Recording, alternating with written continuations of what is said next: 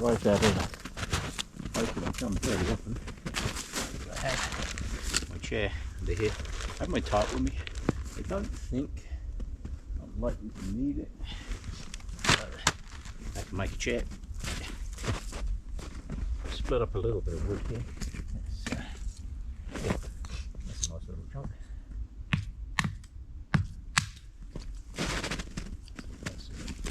Little bits of them. What I'm doing is, all over the show, I have these little secret stashes of ready cut wood. Really handy. I have these things hidden away. But, so what I'm going to do, well, keep that. I know what that is.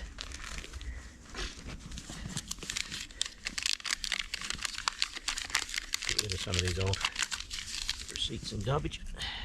What I've done, as always, build a base in the bottom.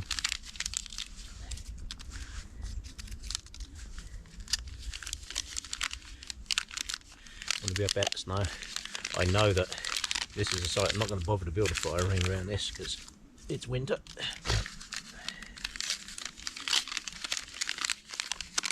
I do have a pile of rocks hidden away here at this location. Chuck a bunch of this in there. So two things: gets rid of old receipts. It also makes a really good fire lighter too.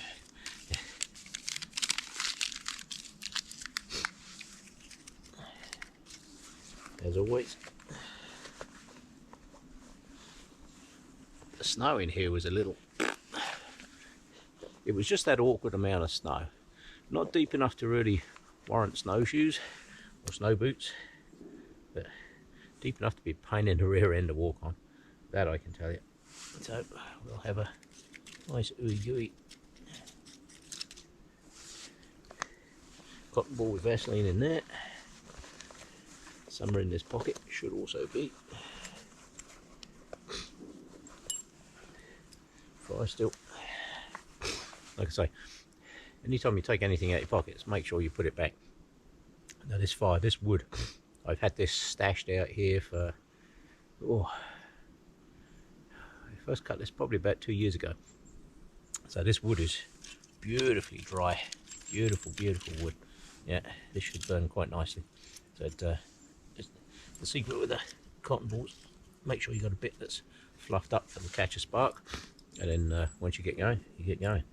Now I've built it up on the ground. I've got a base, a couple of smaller bits. I've got plenty of wood.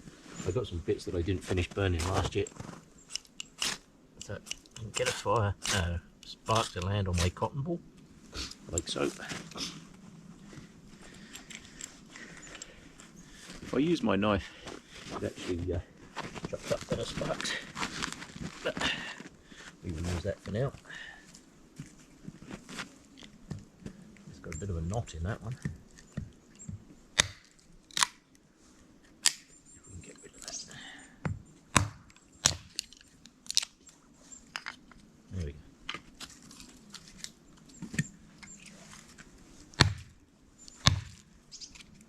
People see wood like this and they think it's useless. It's not. This is actually very good wood for fires. You can actually scrape the carbon off of that and use it as a really good fire lighter. This wood is so dry, I don't think it's going to be a problem. This is why I have stashes of wood hidden away here, there and everywhere, so that when I do come out in the middle of winter, I'm not rummaging around looking for trees. They're all buried in the snow. That's why you'll see in the forest here, I have some that are already stood up. This is not my usual site. This is not my site that I went to the other week in some of my other videos. It's way the hell on down that way. But that's another, in this crap, it's about another 3 kilometers. So I'm a little bit closer to where I normally go. The problem is that the snow in here is just that awkward depth. It's not deep enough for snowshoes. It's about yay deep, about 6 to 8 inches, and it's kind of up and down, up and down, up and down where the wind's blowing it. I literally break in trail all the way in here. This is only about 3 kilometers from where I normally go, and the place that I make my other camp is about another 3 or 4 that way. So this will have to do for today, because I had enough of walking through that snow.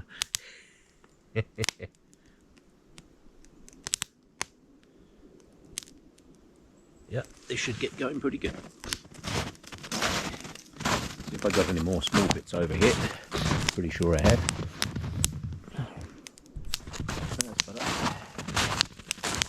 Keep going in here. I've got another partially burnt bit there.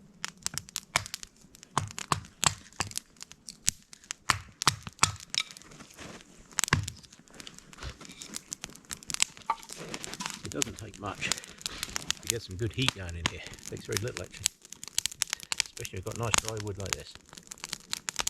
Only trouble is, this is pine, it's a little crackly.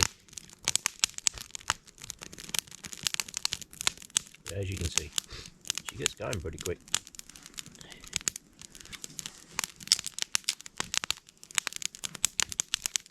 Beauty of this kind of fire, basically a top-down fire, is once you get it going, it's so easy to maintain. I see people building all kinds of crazy fire designs, but I actually find this is the best. Easy to keep going, easy to top up. Just poke a few bits in underneath every now and again if you need to. And it's up off the snow. By the time I get some decent heat in here, you'll be surprised. It'll clear a good snow ring around here, that's for sure.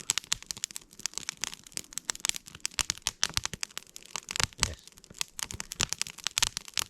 And it's doing pretty good. I'll take that.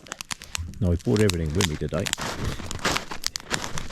because it's winter. I have tarps, food, water, hat, gloves, mittens, extra bear spray, you name it. Just because it's winter doesn't mean to say there's no bears about. It just means they're less active. They're not inactive, they're less active. There we go. That's better. And we got some heat going in that fire. That's good. I tell you, I'll take that. That is much better.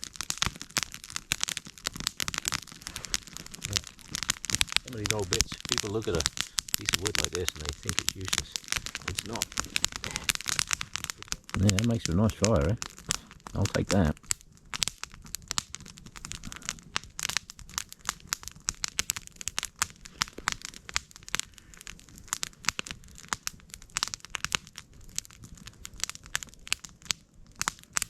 Much better.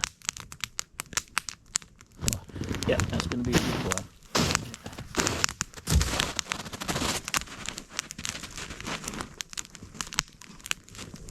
These are some of the bits that was burning last year.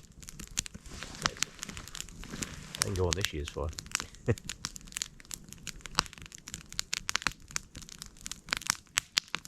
not overly warm today. It's minus something. So, not sure minus what, but it's definitely minus something.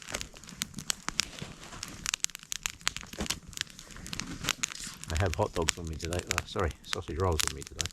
Hence the pork. It also makes a good little fire poke.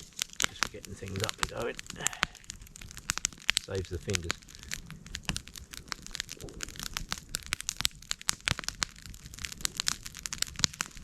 This is a luxury that I allow myself, and the reason for that is there's lots of green twigs around here I can use for cooking, and it looks very good on camera and all that kind of stuff. However, this was like $2 or $3 from Canadian Tire. There's a really good long reach on it, and that's good for cooking food, and I don't have to keep cutting up nice young bushes. Just let the bushes grow. They appreciate it.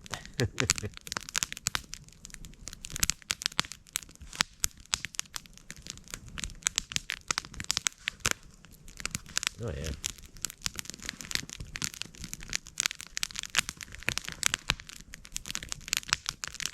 That is some good heat. That's actually chucking off some good heat there then. Like that. Put that there so you can see it. Don't think this one. pretty stubborn piece of wood, this one. This one has a lot of knots and stuff for it, which is why it was never split up for firewood. Yeah, you need a good size axe to split that, I think. I don't think this little hatchet of mine will do that. As I was saying,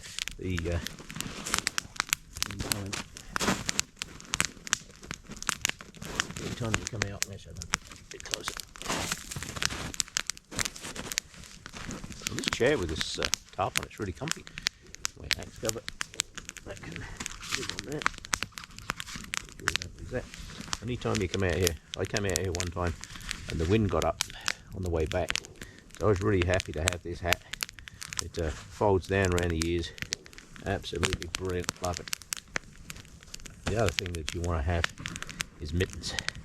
These are cheap, these are not good mittens, these are not Inuit approved, these are not made out of sealskin. I'm not sure what the hell these are made out of, but these things have saved my hands a few times.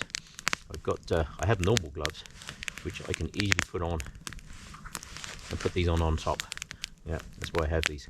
Always get a set of mitts, because these things, you have normal gloves. I've got normal gloves in my pocket, but it's when that wind gets up, they'll go straight through normal gloves, and then you can't do anything because your hands are, if you've got mittens, always have a pair of mittens in your pack, always, especially this time of the year. You never know when you're going to need them. Yeah, and a good hat. That's not a North Pole Arctic approved hat, but I can tell you now, saved my bacon a few times.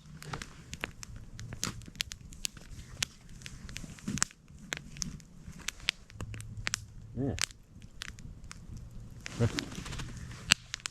As you can see, you should get a good fire going out of this. That's really starting, those bottom pieces are starting to go already. You're chucking some sparks, that's for sure. Yeah. I think I can probably, here's another piece from last year. Most people would look at that and think that's no good as firewood, but I can tell you that thing will heat up, and it'll you can actually use this for making fire. If you scrape the carbon off of this, roll it up in a bit of cotton, make a fire roll out of it, let me tell you, you can get a fire going pretty quick with that stuff. People underestimate it. But if you can get a spark to land on this, like from your ferro rod, and it starts to glow, you just keep blowing it like that, and it'll very quickly turn into a decent ember. Never underestimate a piece of firewood like that, never ever. As you can see, it's going to be a nice day. I think once that the sun is way over there, we don't get much sunshine this time of the year. In the summer, the sun is way over that way.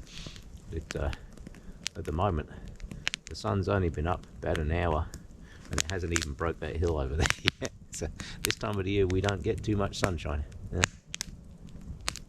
But the shortest day's coming up, I believe. Yeah, shortest day's coming up. So we'll take that.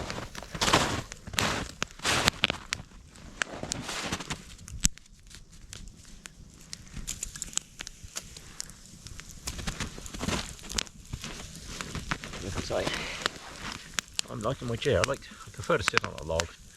There's a decent log under here, and it with a tarp on top, making a pretty good chair, I can tell you. Yeah, I'll take that.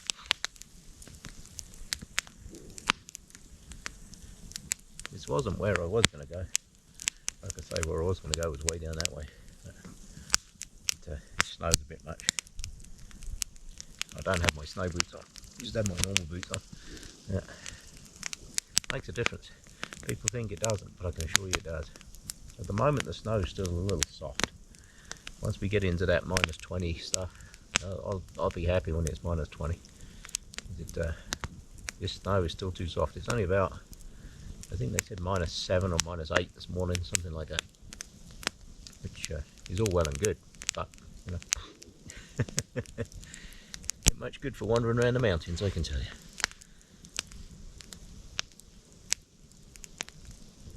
Yeah, we got some good heat under there now. That smoke is a pain. I can see it over there by the camera. It's yeah, that smoke's a pain. It doesn't matter where I put that camera. I've moved that camera about 3 or 4 times now. It doesn't matter where I put it. Smoke follows it around. Either way.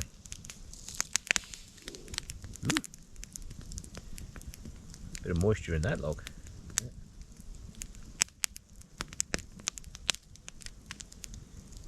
Starting to clear a circle around there. See the heat? Yeah.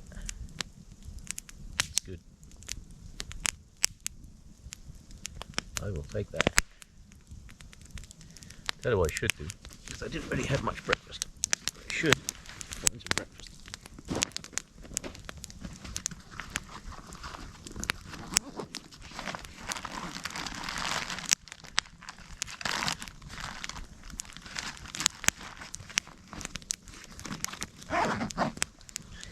So what I will do,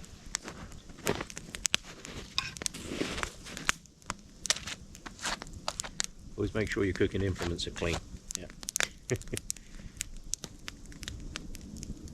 What I will do, I'll take some of that heat. I don't have a decent log on a stick to hold that over there, so what you can do is you can take a log like this. Let me show you how to do that. Take a log like that, put that over there, get your foot on the other end, right about where you want it.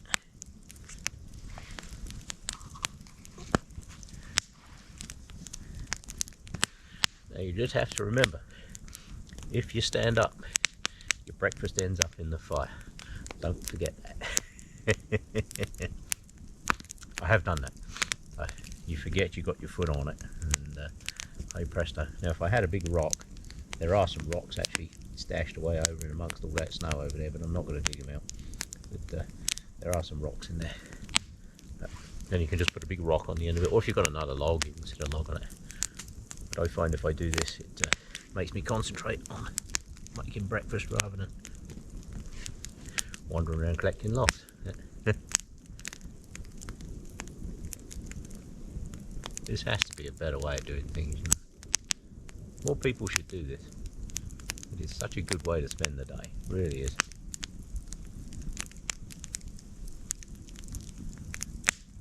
It's warming up in there. I can hear it.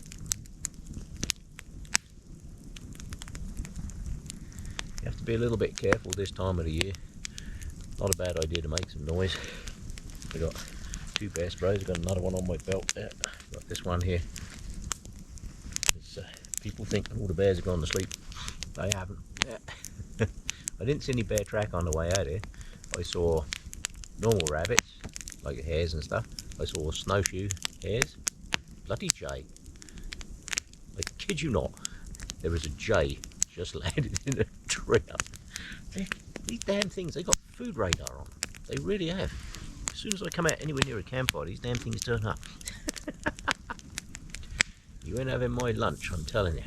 Go the hell away. Look at him. Yeah, anyway. I saw lots of deer. Saw some big hoof prints too. There could have been elk. There's elk around here as well. Didn't see any large footprints like bear and all that kind of stuff. Snowshoe here. I saw some snowshoe here. So here comes this buddy, look. His buddy's sitting up that bloody tree over there. So I've got 2 of them now. Go away. That's why you got to be careful with your food, I'm telling you. If you're out and about somewhere, if you leave your food laying around, these buggers will come and find it. Yep. There they go. Keep going. Nothing here for you. Yep. I don't feed the wildlife. I see people that do. They say, oh, these birds are really cute, and they feed them. And then the birds get used to that. Well, human food is not good for them. Not good for them at all. Let's see how hot that is. Oh, she's warming through. A little bit longer. We should be good. The other good thing of using a log like this is it's pre-warm in the log. Not sure if I'm going to burn that one yet, because that thing didn't want to split. I got a couple. The one I'm sitting on, there's another one just there, and this one, they didn't want to split. I smacked them things pretty good and they didn't want to split. So. Right, let's have a look. Oh, oh, oh. You have to be very careful because these are metal. So good idea just to let that warm through. Oh yeah, she's good.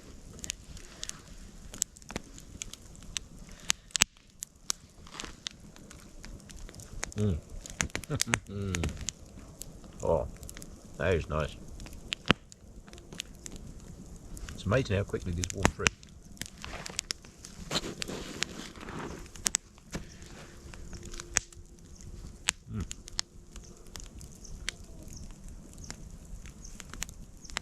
That is nice.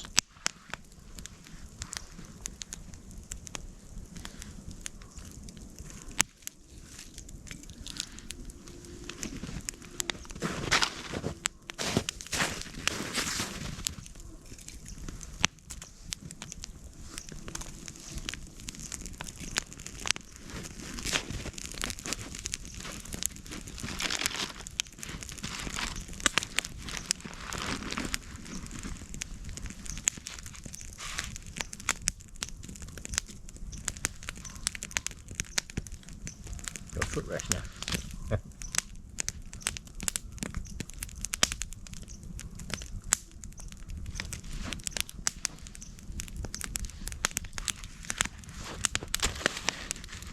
Makes a good log for splitting wood.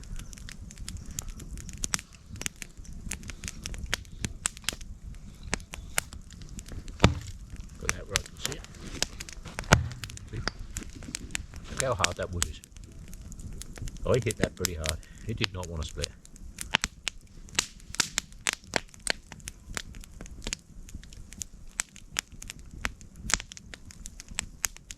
I guess if I had a hammer and a couple of wedges, I could probably split it in half, but since there's easier wood to split, I don't know why you bother. And that is how you build a very simple fire. Nothing to look after this fire now. All those burnt bits of wood that I put on there, all burning nicely.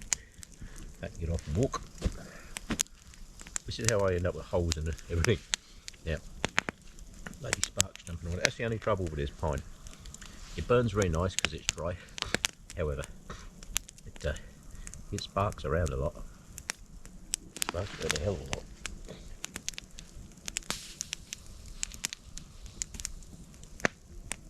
I didn't bring my tea with me today. I do have water. Always make sure you have fluids. People tend to come out of places like this and they forget that you can dehydrate very quickly. In the summer, people think of hydration all the time. But also in the winter, it's very easy to dehydrate. And the beauty of building a fire like this is, if you take something like this, it's pretty big. You can just lay another couple of pieces across there like that. And if you wanted to build it up to a decent sized fire, which is exactly what I'm going to do. This is what I call a lazy fire. You don't get much more lazy than that. So all those pieces of wood I just put on there are all from last year. They're all pieces that were partially burnt. But as you can see, they will take a flame real good. Yeah. You can just keep that structure going, over the top. Log cabin fire, whatever you want to call it. I call it a lazy fire because once I light it, I don't have to do much with it. Yeah, the logs that I put in the ground there, they're all burning away nicely. The snow, as you can see, it's clearing around it good. Now, if this was -10 or -20, something like that, one of these big logs, I'd have one of those big logs sitting on there now, just across the top. And you look at it and you think, there's no way that's going to burn, it's just too big. But it preheats it. I see people build fire reflectors and that to reflect the heat back from them. They're not necessarily that effective. It looks very good on video, but they're not necessarily that effective as a fire reflector. They do reflect some heat, but not the way people think they do. What they do, however, is if you've got them close enough, it dries your firewood out. So the firewood that's in that, I see people lash them all together and tighten them all up, all this kind of stuff. Don't do that. If you want to do a fire reflector, they're very good at keeping the wind off. Trust me, they make brilliant windbreaks. You can also do that with a tarp or anything just to keep the wind off. Like if it was really windy here today, there'd be nothing stopping me putting the tarp across here just to stop the wind coming.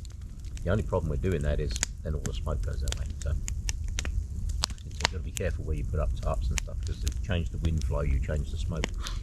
So if you were doing a fire reflector, put your 4 posts in the ground, stack your wood up amongst it, but use that as a wood drying stack as opposed to a reflector, because all the wood that's in there is collecting heat from the fire. You can just rotate them around a bit every now and again just to dry them out, and you'd be surprised the difference that makes. So when you're getting ready to go to bed, and you've got, because this time of the year it doesn't really matter too much, but you get ready to go to bed, you can take some of those already pre-warmed logs. They're nice and dry, they're pre-warmed, you can lay them in a fire, 3 logs. I don't like the 2-log fire. I know people have been using that for centuries. I personally don't like it because too much stuff can roll. So I like to do the 3-log fire. I was watching a video the other day, and a guy, one of the first guys I've actually heard mention putting rocks between you and the fire. And because in the winter, if this was -30 and I had a big long fire here, I'm sleeping right here. I only want to be this far away. You know, if you can't reach out and touch it, you're too far away. And it does make a huge difference, trust me, it does. But you also got to bear in mind that you will naturally in the night roll towards the heat, so it's a really good idea to make sure that you have some rocks, and that'll stop any logs rolling out the fire towards you, and it'll also help remind you that you're rolling towards the fire. And there you go. Look at that for a fire, eh? You don't get much better than that. I've got another piece there, I've got a whole stack of wood over there that I can get through, so that's good. Yeah, I'm glad I popped into this particular spot. I have stashes of firewood like this all over. I've got them stashed up everywhere. A lot of them I leave stood up against trees, like over in here I've got a couple of nice long ones stood up against the trees. The reason you do that, I've mentioned in one of my other videos, like if I'm looking now, I can see like there's a piece of log under here, but it's in the snow, it's wet, it's in the snow, it's on the ground, you've got to hunt for it. But if you stack them up against a tree, like a teepee, look at that pine tar. I had to cut a tree had fallen across the trail on the way in here, so I had to cut it out to clear the trail. It's only a small one, it was only about yay big, but it is on the trail, so I had to move it. That's one of the things I do. I do it year round. I clear all the trees off the trail, make sure the trails are marked and all that kind of stuff. Just makes it easier for the next person. Yeah. So I cut the tree up and I got it covered in pine tar that, I have to say, it smells damn good. That's my idea of aftershave. That's Dave's aftershave, that is. Pine tar and campfire smoke. Yeah, a lot of people there, they actually know it's me. They go, oh yeah, you've been out in the mountains again, haven't you? If the sun would actually break that hill over there, which it will, in probably an hour, it will just clear that hill just through those trees, and it'll creep across and then go back down. I have used this spot in some of my summer videos. There's one that I did. I usually put a tent up roughly where I am now, and the sun comes up way over there, and we've lost a lot of the tree cover in here. Several of the trees in here, 3 or 4 of them have fallen over, and they're all getting a bit old. And the sunshine in here, trying to find shade is the thing. This is a very sunny spot in the summer. I can just see the sun breaking the hill through there. Those trees on top of the hill over there are probably 50, 60 feet tall, I guess, maybe a bit taller. And at the base of the trees on the hill, I can just see a little bit of sunshine. But that is a perfect example of a very lazy fire. There's some more firewood.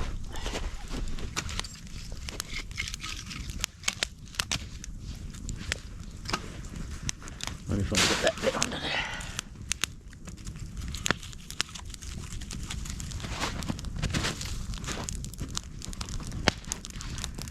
There we go. You know, a simple way to make a fire, eh?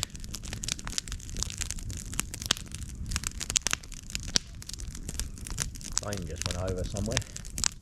Campfire across. Whenever I see the contrails. I always wonder where these people are going. Yeah. Going somewhere warm, I suspect.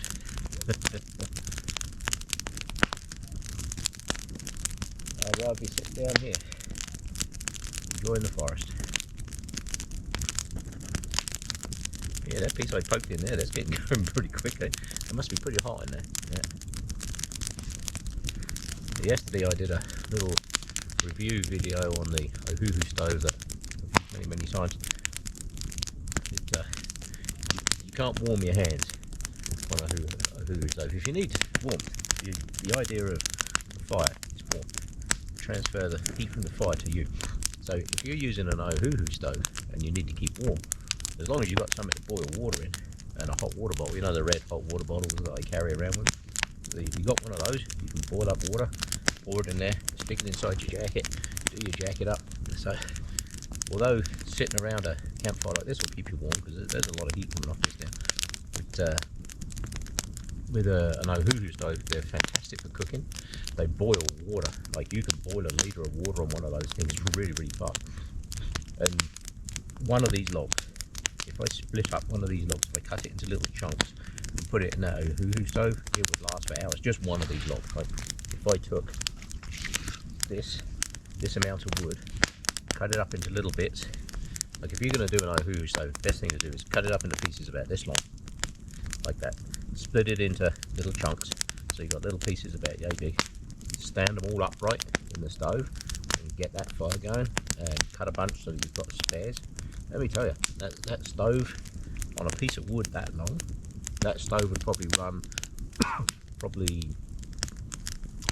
I'm going to say 45 minutes to an hour on one piece of wood. Now if I put that same piece of wood in that fire, I'm telling you now, it'll get through that real fast. Yeah. It's all about how you burn the wood. Like this fire is chucking off a lot of radial heat. You know, Ohuhu stoves send a lot of heat upwards, and that's why they're so good for cooking and stuff. So if you need to stay warm with one of those, all you need is a hot water bottle and some water. Stick that inside your coat. You're toasty warm, using very, very little fuel. It's very easy to keep going too. And when the hot water bottle cools down, you just pour the water back into it, stick it back on the fire. A couple of minutes later, she's heated right back up again. Back in your coat.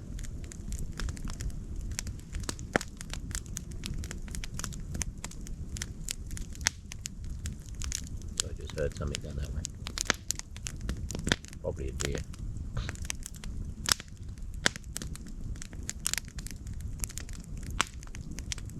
Like I say, the wildlife is still around. You've got to be careful. Always listen to the forest. The forest will tell you what's going on. Because you have to remember, the stuff that lives in this forest, like if there's a cougar or something around here, you know, cougar could walk right up on you and be stood right behind that tree. You wouldn't even hear it coming. They are so quiet. So you have to be aware of what's going on around you. They're apex predators and they live here. But they don't hunt humans. I don't ever recall reading a report of a cougar actively hunting a human. There's been incidents, and there's been bear incidents and wolves and stuff like that. Wolves will avoid humans like the plague. I've been fairly close to a couple of wolves. It's a weird experience, because we're used to dogs. Humans have been around dogs for as long as forever, right? We're very used to it. When you see a wolf or a big coyote, you get that same feeling. And don't ask me to explain it, because I don't know how to explain it, but you get that same feeling that the wolf knows. Wolves are smart. You see all this crap in the media, you see snarling wolves foaming at the mouth, you know, ready to eat every human that comes anywhere near it. I can tell you, my experience of wolves is nothing like that whatsoever. You're very lucky to even see one, and to get close to one is damn nigh impossible. You've really got to be good to get close to a wolf, and because they know you're there long before you even have a clue that they even exist. And let me tell you, as soon as they know you're there, they're gone. Most wildlife doesn't like humans at all. People think bears are looking around the forest looking for people to eat. They're not. they'd rather avoid humans. Unfortunately, most bear incidents are caused by humans. Either one of the things that will cause a bear attack, when they're not trying to attack you to kill you, they're just trying to catch you, as I've explained in my videos before. The easiest way that I explain it to people when I'm teaching them this stuff is it's the cat and the marble, as I call it. If you've got a cat sitting on the floor and you've got a marble on the floor in front of the cat, cat's not interested whatsoever. But if you flick that marble across the floor, what's the first thing the cat does? Straight on it, dive straight on it to catch it. And it's no different from a bear. If you're walking slowly through the forest and the bear knows you're there, chances are the bear's going to wander off. It doesn't want to have anything to do with you whatsoever. But if you suddenly startle a bear, say you're on a bike or you're running and you move fast, the bear will see something moving fast. It doesn't know what it is. It's going to try and jump on it to catch it. It's not trying to kill you. It's not trying to eat you. It's trying to catch you. Those are two very, very different things. And it's that instant response. It's a natural response for wildlife. They see something moving fast. They don't know what it is. They're going to catch it first and then decide what it is. So you hear all these people, on my bike and this bear chased me for miles. Yeah, well, the bear was trying to catch you because you were moving fast. Had you been walking through that forest, the bear wouldn't have even bothered with you. Yeah, I tell you now, my legs are getting quite warm now. The bear wouldn't have even bothered with it. But it's unfortunately, most bear attacks are caused by people. Either things that they do, like if you've got a bear on a carcass somewhere and you come around a corner, that can be a very dangerous place to be, because the bear doesn't know what you are. All it sees you as now a threat to its food supply. So it doesn't want you anywhere near its food, and it'll let you know pretty quick. Yeah, if you get near a bear and it starts this stomping and it makes itself big like this kind of crap, get the hell out of there. Yeah, look at the ground. Don't make eye contact with the bear. Never make eye contact with the bear. Just what I do is I look at the ground halfway between me and the bear, because from a distance, if I look at the ground now, it looks like my eyes are closed. But if I look straight at the camera, you can clearly see I've got eyes. The other thing that people will do is they will take a camera out. So they point the camera at the bear. They've got this nice big round lens, and this big round thing, and it's looking at it. The bear knows it's looking at it. So it doesn't know the difference between, is that an eye? Is that something with a really big eye looking at me? So you're now staring down a bear. You're pointing the camera at it. You are basically staring down a bear. So if you want to take a picture, if you can take a picture just like looking at the ground, take a picture and wander off. If you happen to be that close, wander backwards, keep making a noise, keep talking, walk backwards, let the bear know that you're no threat to it whatsoever, and I can assure you the bear has no interest in you at all. But if you stare at a bear, you're challenging that bear. Trust me, 600-pound grizzly bear, that's game over. Yep, you can hit it with bear spray, and hopefully it'll go away. But the only chance that a bear will leave is if it wants to leave. You can't make a bear leave. I don't care. With Arnold Schwarzenegger arms this big, I couldn't give a shit. Let me tell you, with a 600-pound grizzly bear, they can hit you and knock you 10 feet sideways through the air. You ain't even going to touch the ground. They are such powerful animals, absolutely amazing. Their bite force is incredible. Same as wolves. Wolf bite force is about 1,500 pounds per square inch. That is insane. You know, they'll bite right through bone. They can outbite any dog. Let me tell you. I've heard many idiots over the years tell me that their dog is, oh, it's a really big, mean dog. Yeah, it's a really strong dog, let me tell you. Compared to a wolf. No, it's not. It's lunch. I don't care what kind of dog you got. It's lunch. Yeah, especially if there's a pack of them. You're really in trouble then. But generally speaking, most wildlife has no interest in humans whatsoever. They want to get as far away from us as is possible. They won't have nothing to do with us. In all the years I've been doing this, only thing I've ever had any trouble with is bloody moose. I'm not going to tell you the moose story again because I've told it many times. But let me tell you, I have a very healthy respect for moose. Stay the hell away from them guys. Yeah. Although they're very good. I do photography is my other hobby. So they are very good to take pictures of with a long lens from a long distance. Don't get close to them. Especially this time of the year. They're real temperamental buggers. Yeah. Yeah.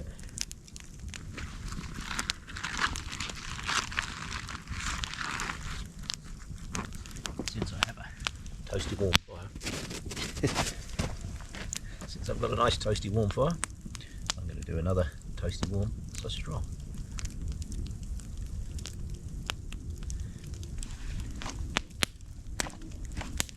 Cool, stuff that in there good.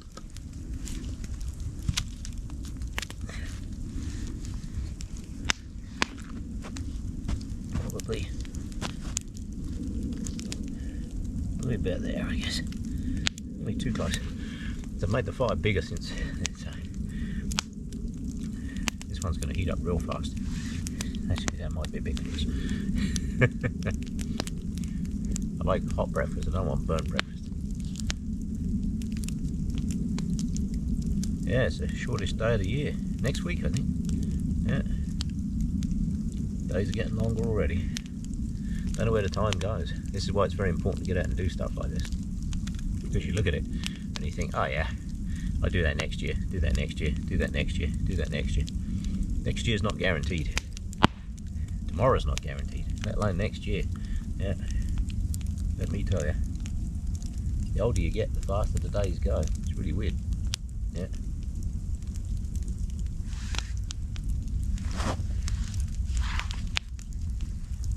Oh yeah, this one's not going to take long to do at all.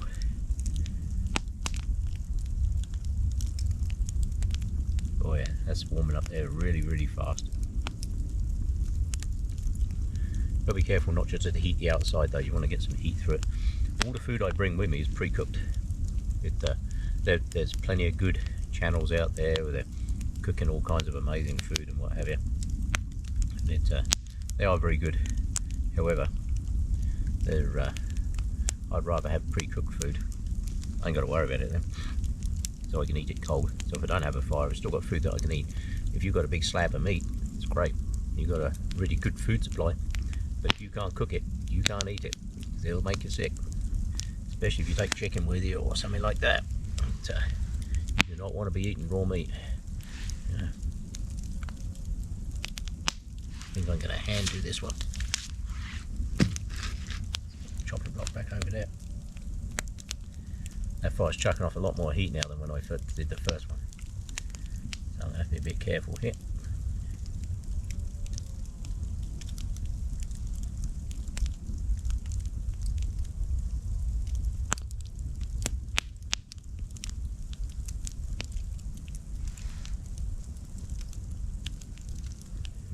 You can usually tell I'm getting pretty good.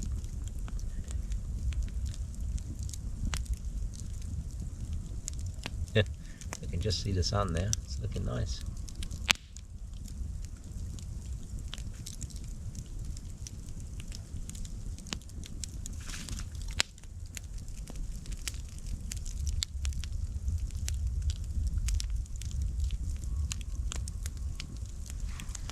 Yeah, if you've got raw meat with you, the one I watched the other day, the Swedewoods or whatever his name is, he had a big chunk of meat and he got it in a snowball fridge, which I think is a great idea. However, around here, you leave meat buried in the snow overnight, let me tell you, something will find it. In the morning, it's gone. Yeah. Yeah, you don't want to do that, especially anywhere near where you're camping, because that's a really bad attractant. Bear will sniff that out. You may think it's buried in snow and they can't find it, but bear will find that really fast. Yeah. And you don't want to be sleeping anywhere near that. I did make a comment on his video that, you know, if we were camping, there's a tree down there that I use down the hill and over it a little bit, and there's two trees that are spaced out really nice, and I can just sling a bit of paracord up between the two, pull the food bag up in the tree, done. It's way off the ground, it'd be really hard for the bear to get it. Yeah. And it's that way a considerable distance, probably, I don't know, a couple of 100 feet, I guess, 300 feet. Yeah, probably about that. Yeah, that is really hot.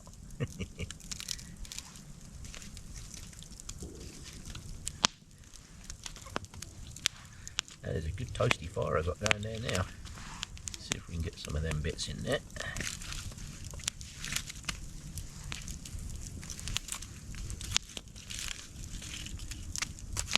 Okay, you don't want to go in there, do you? Let's get you around that way. There you go, in there. Yep. It's the other reason I like my tongs on their head. If I'm doing hot dogs and stuff, I like to have my tongs with me, because then I can just pick up pieces like that. Let that cool down. Oh, these are so good.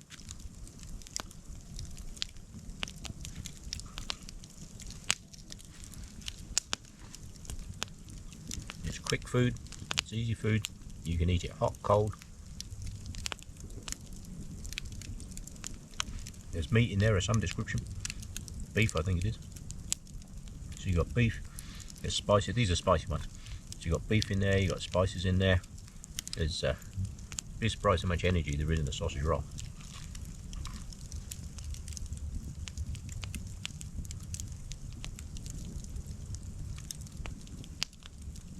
How far it's putting off some good heat.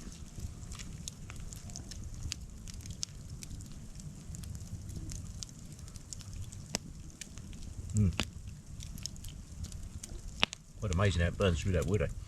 Like I was saying earlier with that Ohuhu stove, the amount of wood that I've burnt in this fire since I got here would probably run an Ohuhu stove for days. I kid you not, days.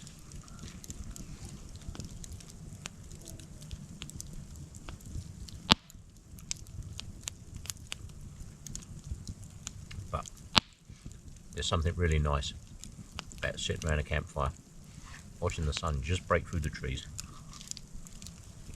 Let's see if I can show you that.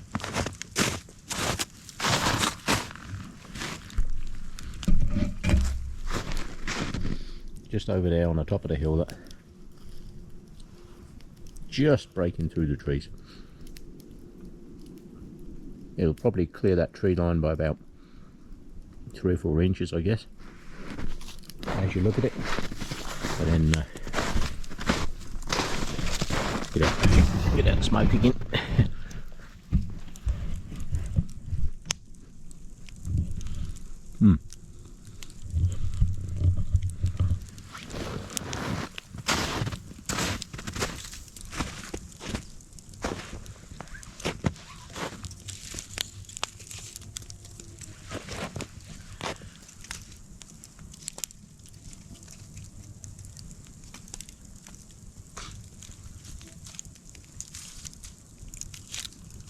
They're actually going good. I'll get that piece around here.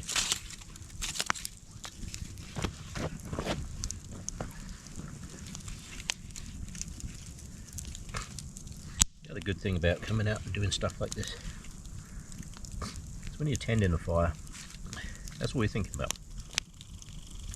We live in this crazy high-paced world where, unfortunately, we are now faced with yet another dictator that thinks he can rule the world. Have a nice day. Yep. Back to all that crap again. But every 30, 40 years, but it comes back round.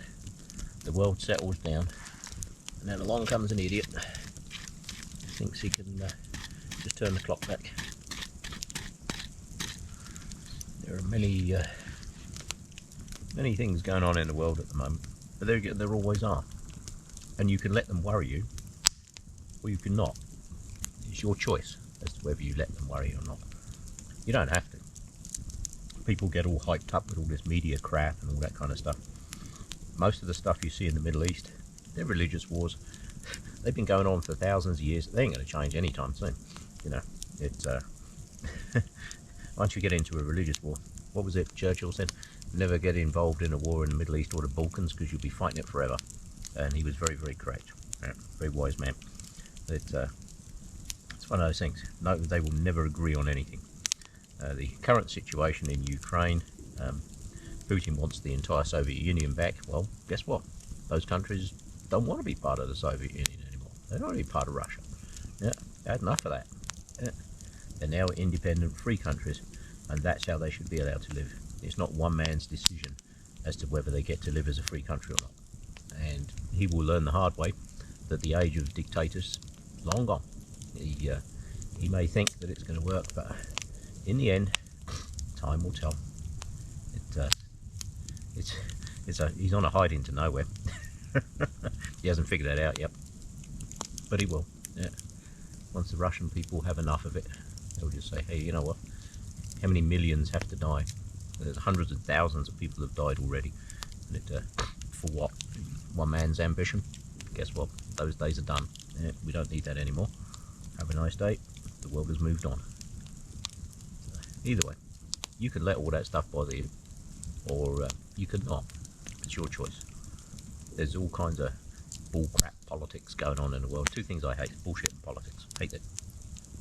So I would rather come out and do this, because all I have to do is worry about keeping the fire going. That is it. Keep the fire going, keep it toasty warm. Most of the logs, I had 4 logs on the bottom. The 2 logs in the middle pretty much burnt out there now. They're just nice big pile of coals. That is a really good fire. That will generate a lot of heat for a long time. As you can see, it's cleared all the snow around it. That's exactly what you want. If it was -20, that fire's not big enough, nowhere near big enough. That'd be a good starter fire if it's -20. That's the kind of fire you'd light during the day. You'd have a big stack of logs. If you want logs this round and this long or longer, big as you can get them. And then I've heard people say a log should be as long as you are and all this kind of stuff, which is kind of true. If you've got 4 to 5 foot long logs, they're fine. But you need a pile of good pile of them this round. So during the day, you light a fire like this to keep you warm while you're cutting them, and then build a big stack. Make sure they're up out the snow. You don't want any water on them. Like I say, you can build a fire break, wind break, like a reflectable out of them if you want. That helps dry them out. Stack them up close to the fire. Use the heat from this fire. All the heat that's going that way and sideways, it's doing nothing at the moment. So to build a reflector, it doesn't reflect a huge amount of heat, but it makes a very good wood dryer. Yeah, very good. Yeah. Best way to dry your wood. Keep it close to the fire. Because I can tell you now, that is toasty well. Toasty, toasty, toasty. See all the sunshine coming through the forest here. Lovely, isn't it? Absolutely amazing. I will take that. Yeah, that is cool. It's nice to see. Yeah. That's the stuff you need to worry about. How healthy is the forest? If you sit and listen to it, the forest will tell you stories. The forest is very quiet at the moment. Not much going on. A lot of the birds that are here during the summer, they're gone for the winter. The jays, they come and go all year. Those things are here all the time. There ain't much else going on in the forest. Yeah.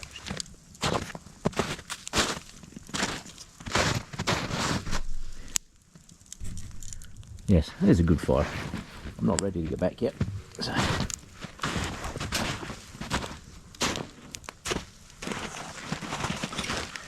I have a good supply of this all cut. Let's put another good bit in the top there.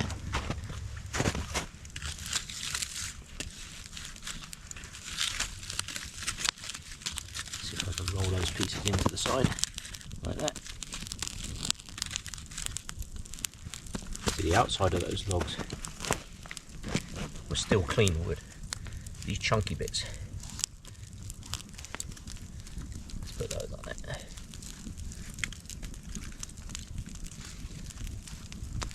When you have a fire like this and you don't have a fire ring, you have to kind of keep an eye on what's going on.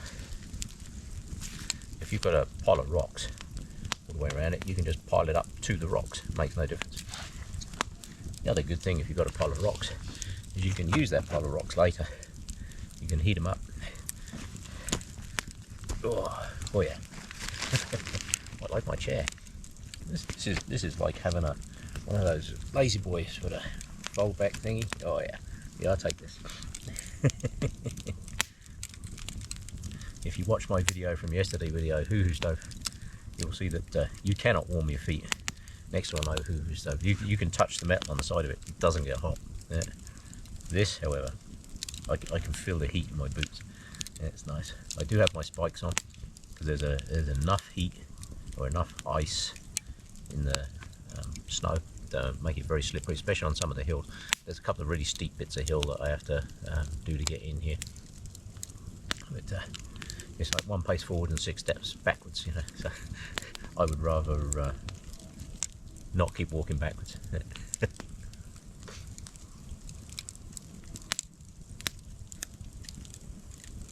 What a great way to spend the day, though. Yeah, that's better. Got a bit of wood on there now. That's good. Like I say, it's about minus 8, minus 10, I guess, something like that. So it's definitely minus cold. It's the hat. Just got my nice fuzzy hat on. This is my, oh crap, it's really hot in here. Look at that. Always make sure you have this stuff though.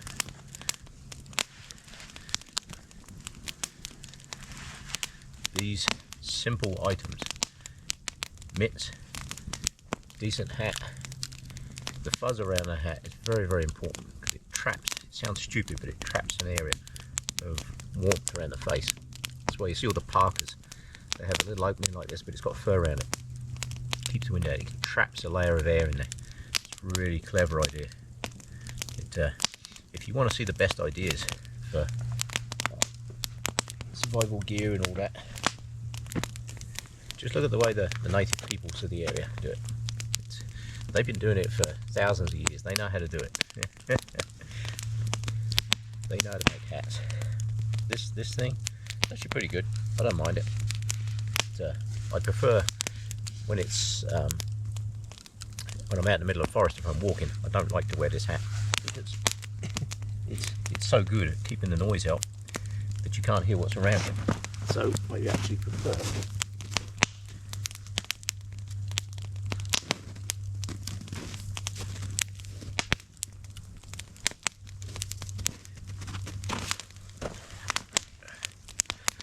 For a toque. Way easier. So I can still hear. That hat's really good. If it's minus bloody cold and the wind is blowing, because let me tell you, if you've got exposed ears like this in the really cold, that skin will freeze. You lose your ears, let me tell you. They'll freeze right off you. Yeah. I put a bunch of logs in there. They're all facing the same direction at the moment. So I'm working on burning a hole in the back of here to get some air in here. So if I get some air in the bottom of this fire here, it should be good. A couple of those pieces of wood have been sitting in the snow. So.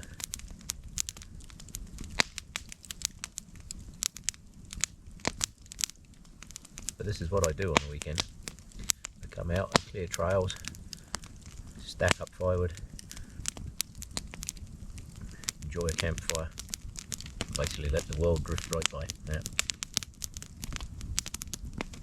Good thing to do. More people should do it. Yeah. If you're coming out and having a campfire, my golden rule, you'll hear me say it every single video that I do. Before you light a fire, know how you're going to put it out. I have nature's fire extinguisher around me at the moment. I've got so much snow here, it's not funny. But, I had somebody make a comment, you know, one time, you know, do you not worry about all the smoke coming off fire? No, not really, because all the carbon that's locked up in this wood, that tree took, it's a good sized tree, probably 50-60 years to grow. So all it's done for the last 50-60 years is suck up carbon out of the atmosphere. And carbon dioxide in the atmosphere is not the major problem that people are pretending it is. Pollution is the problem. Pollution is a very big problem. That's something we really do need to address. Mankind's addition to the carbon dioxide in the atmosphere at the moment is back to the bullshit in politics. Yeah. Carbon dioxide levels in the atmosphere have been way higher than they are now. And funny enough, the planet still survived. Imagine that. Yeah. Carbon is easy to tax, and that's why they do it. Yeah. So I'm way more concerned about the amount of pollution that people produce. And the other thing that people can do, people want to make a difference. They say, oh yeah, we could cut back on emissions and all this kind of stuff. We can, and the thing that we should stop emitting is pollution. Everything that's coming off this fire is a natural process. Without the small particles that you see in the smoke, in the atmosphere, if the atmosphere is perfectly clean, it can never rain and it can never snow. Water cannot condense out of the atmosphere if it's clean. If you've got perfectly clean air, the water can never condense in perfectly clean air. It needs a tiny little speck of dirt or something to form around, which is why every single snowflake is different, every water droplet is different. It takes about a million water droplets to make one raindrop, but you need those tiny little specks of crap in the atmosphere, and that is how the planet evolved. And with or without humans, it will be there. The other thing that this does is creates huge amounts of wood ash and carbon, and what I do is actually bury it. I find these young trees, and I'll scrape a bit of the soil away, and I'll just crumble up that carbon, put it in the air. And one of the things it does is it sucks up water, keeps water. So there are some areas around here where the soils are pretty dry. And if you want to see how effective doing that is, just go and have a look at the Amazon rainforest. The peoples that used, there used to be 2 million people lived in the Amazon rainforest, and they grew enough food and what have you to sustain all those people. Terra Petra is the name of the stuff that they produced, and basically they used to just slash and burn the rainforest, cover it, slash and burn it, create all the carbon, all the charcoal, or biochar as everybody likes to call it now. All the biochar remains in the soil, and still to this very day it is some of the most fertile soil that there is.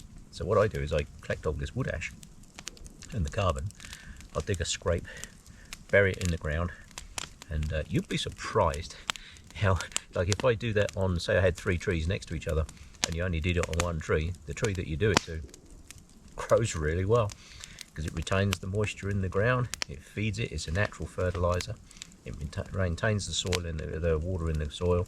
And let me tell you, if you see a forest that's burnt out, like down at, I don't know, Glacier National Park down there at the moment, Waterton, where they had the Kino fire come through, you want to see how the vegetation is coming back. Absolutely amazing.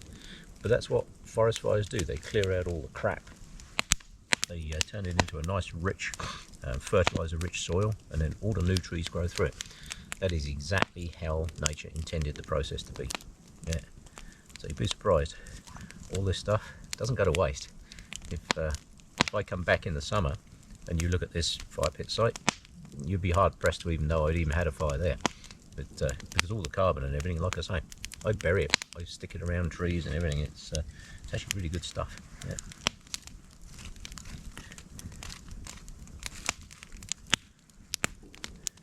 People have to learn how to live together with nature, together with the forest. Listen to the forest, listen to the people that have lived in the forest forever. The Native Americans, you know, they used to burn the forest regularly because they understood that to have a nice, clean, fresh, productive forest, you've got to get rid of the old crap. And that's exactly what they used to do. They used to burn the forest, yeah, clear it out, and hey presto, they've got a good forest.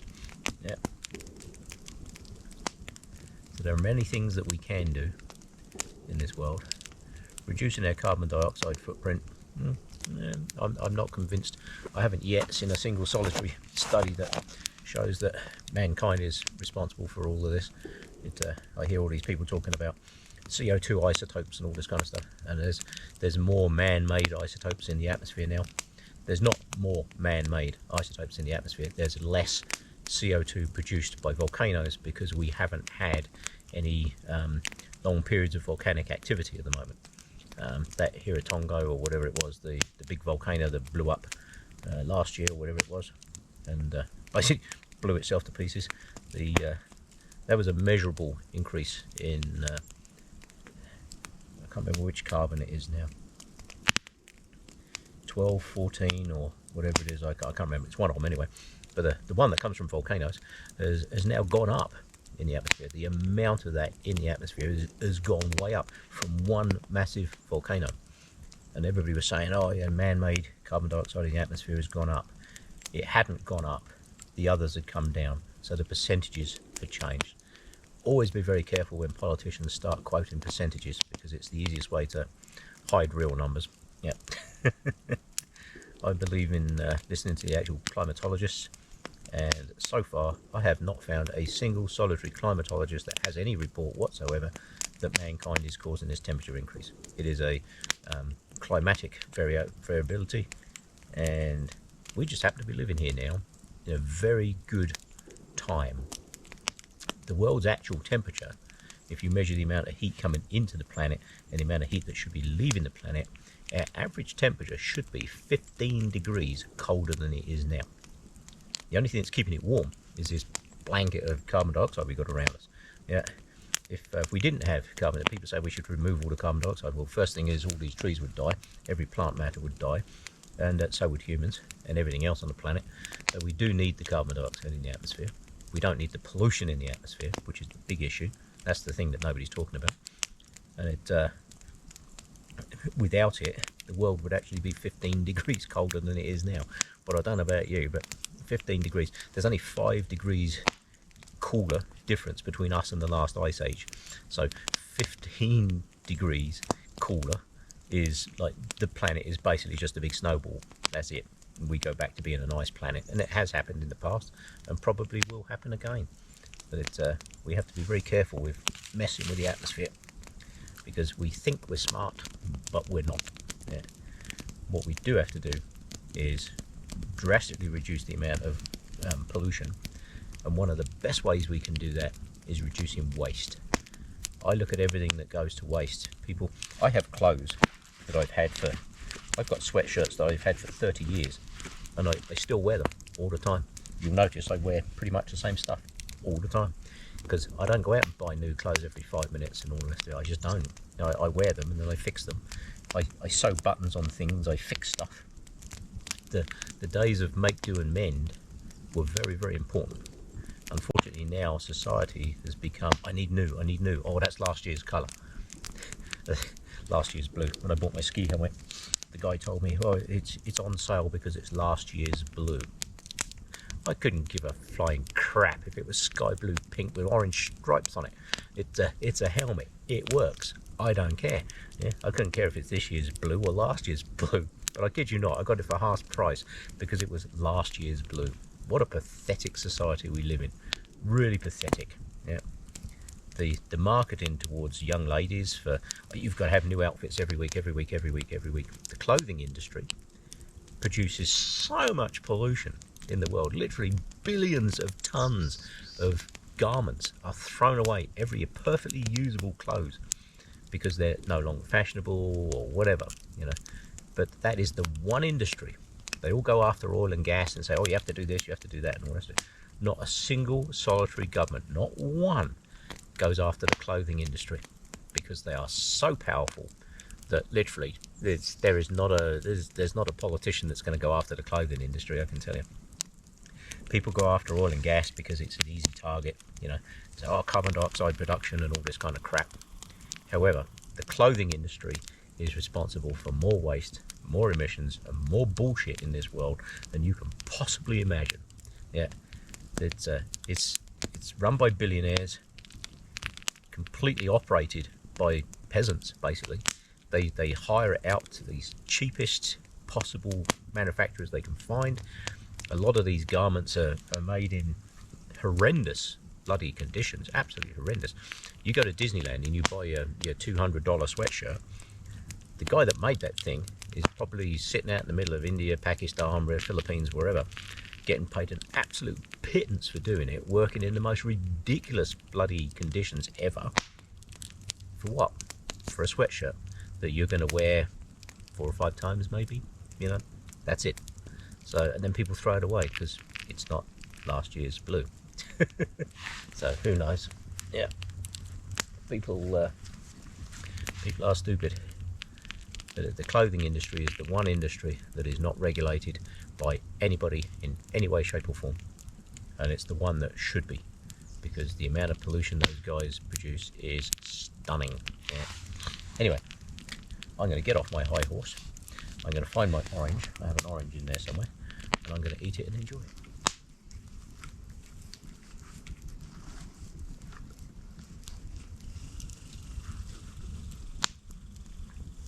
As I said before, always make sure you stay hydrated. You think in winter you don't dehydrate, but you do. Yeah. You can always take a pot. Got a pot in there. You can warm this up, stick it in your jacket. Makes a big difference. I don't need that today.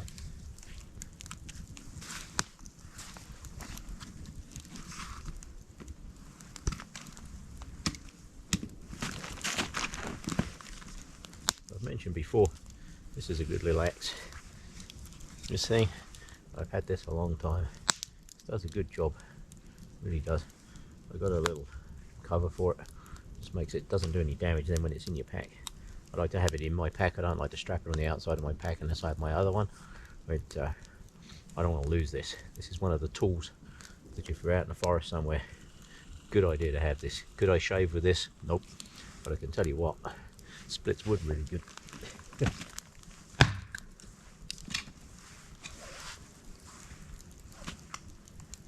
Put that there. That's very handy. Heard a couple of noises that way. I'm going to sit around here for a second.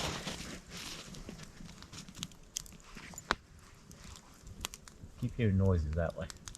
There's a lot of deer that up in here, and they do use that trail across the back there. There's a trail that comes up through the bottom of that valley, cuts across and down the other valley. I'm sitting there with my back to it. Yeah, like I say, when you're out in the forest, pay attention to the forest. We've got squirrels making a noise now, which is a good thing. Yeah. It's a good idea just to sit and look the other direction every now and again. Yeah. Could move my chair around here, but my chair's actually really comfortable where it is.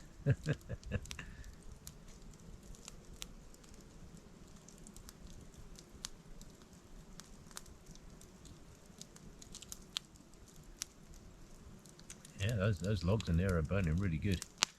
I'm just debating whether to put a couple more on there. I think I'll let these burn down and just close the fire in a little bit and see how it goes. Because I have some sunshine. I do have some sun, but once the sun reaches there, I've got to start heading out of here. I do have my headlamp and stuff with me, but walking through a forest in the dark, never wise. Because I've just sat down now, the smoke's going to come my way. Right. Get some of this heat back into my feet.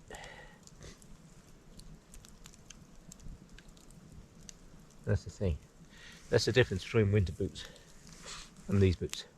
In winter boots, I can stand in the snow all day. My feet really don't get that cold because they got a big thick liner in them. They're really good boots. However, normal hiking boots, you stand in the snow too long. That's why when you get this nice clear piece all the way around, it's a good idea. Put your feet there, let them warm up. You'll be surprised the difference it makes. If your feet aren't in the snow, because the snow will suck the heat right out of you. To survive in the winter, human beings, well, to survive anytime, human beings need heat. We have to have heat. We can't operate with no heat. And you can get that heat from anywhere. Like I say, yesterday when I did my hoo-hoo one, you could boil up water, put that in a sleeping bag, in a water bottle, put it inside your sleeping bag or inside your coat. That'll keep you warm. So you've taken heat from the fire and attached it to yourself through hot water. And hot water actually holds heat really, really well. I've done it in the past where you heat up rocks around a fire and you put those close to where you're sleeping or in your shelter. Rocks hold heat for a reasonable amount of time, but I can tell you now a hot water bottle holds heat for way longer, way longer. Yeah, and it's easy to heat back up too. It takes a long time to warm a rock up. Yeah, they don't warm up very quickly, and you've got to be careful because if the rocks are wet, they can explode, and if they crack through, you don't want that. You've got to warm rocks slowly. But with hot water, you can just dump that in your water bottle. Hey presto, stick it back in your coat. It cools down, warm it back up again, and you can just repeat that process. You can do that all night. As long as you've got a fire, you can do that all night. Doesn't matter. See the steam coming off my boots? Yeah. That is good. I can actually feel the heat in my boots. It's nice. Yeah. There's not too much heat there. Look at that. See? Steam coming off there. Good idea to keep them warm. Yeah. As I say, more people should come and do this. Some of my videos, when I do these, people say to me, your videos go on for a long time. Well, they do, because this is a reflection of what I do. People, they get used to a certain genre of bushcraft videos and all this kind of stuff, and they all follow exactly the same format.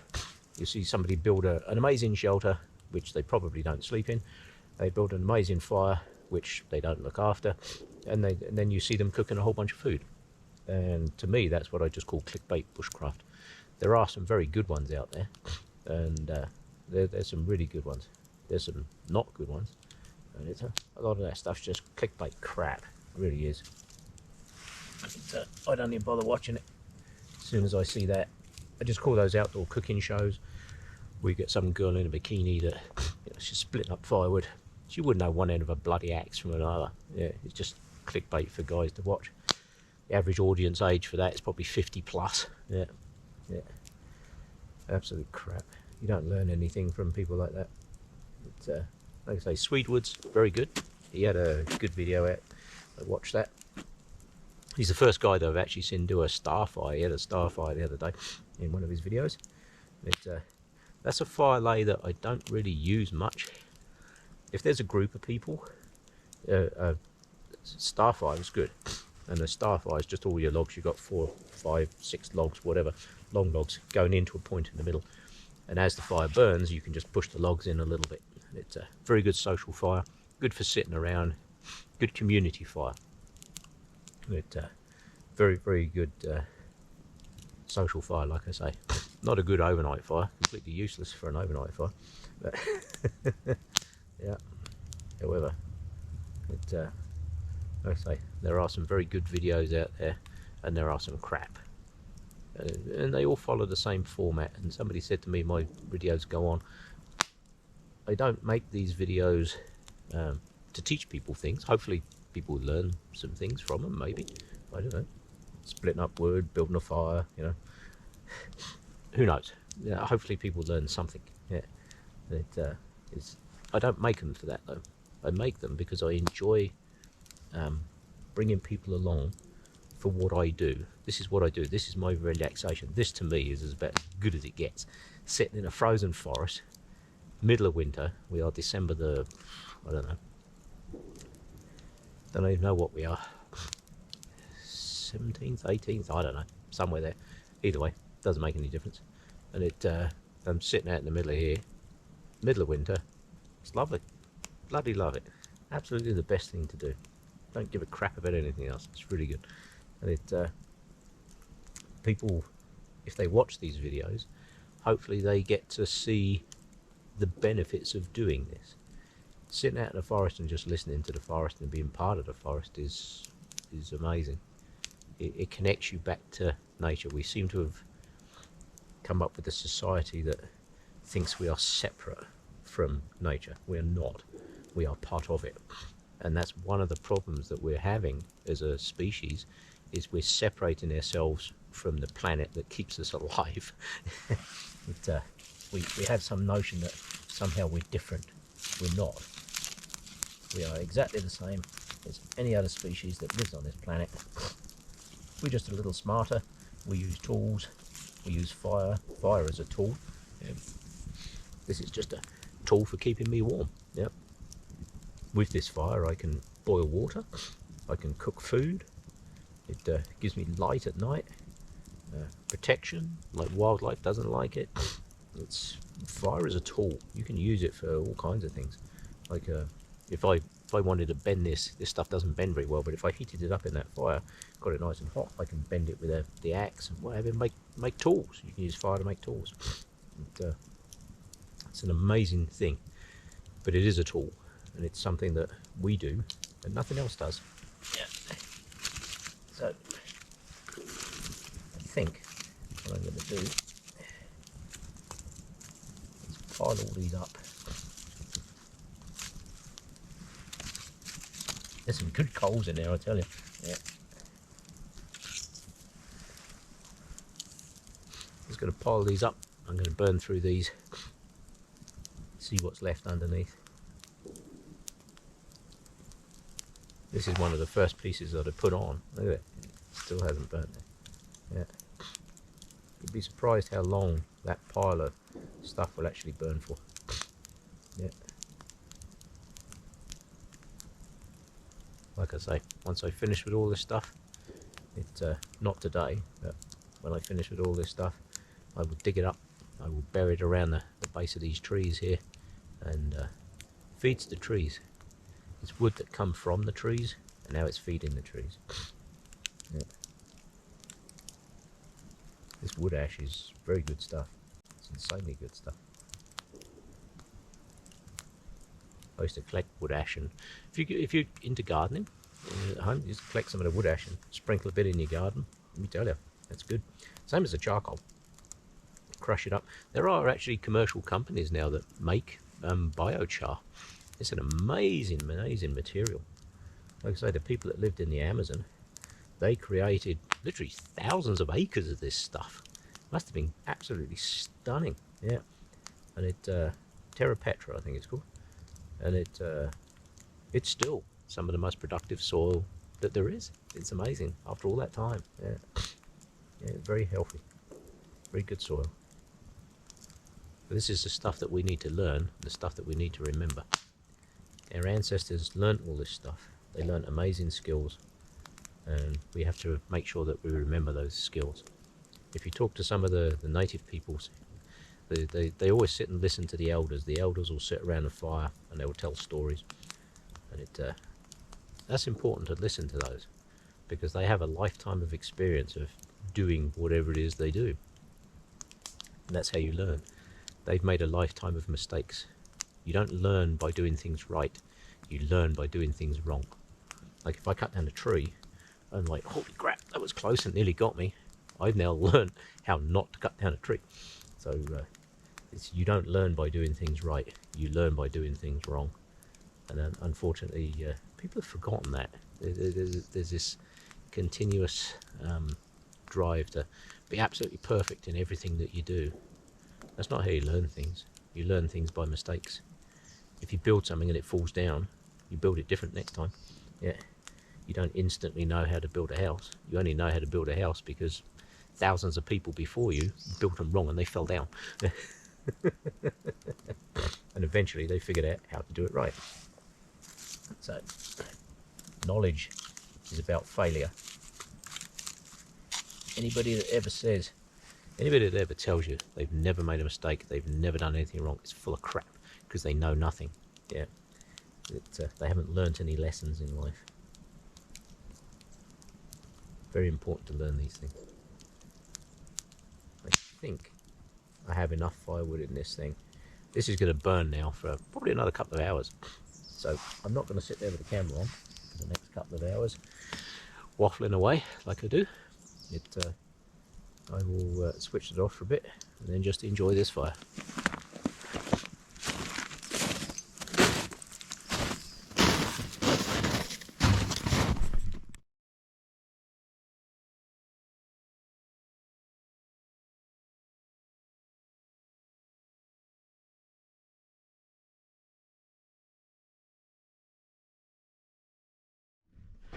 Right, the fire is slowly dying down. Just going to let that lot melt into there, make sure everything's out. Thank you for coming along.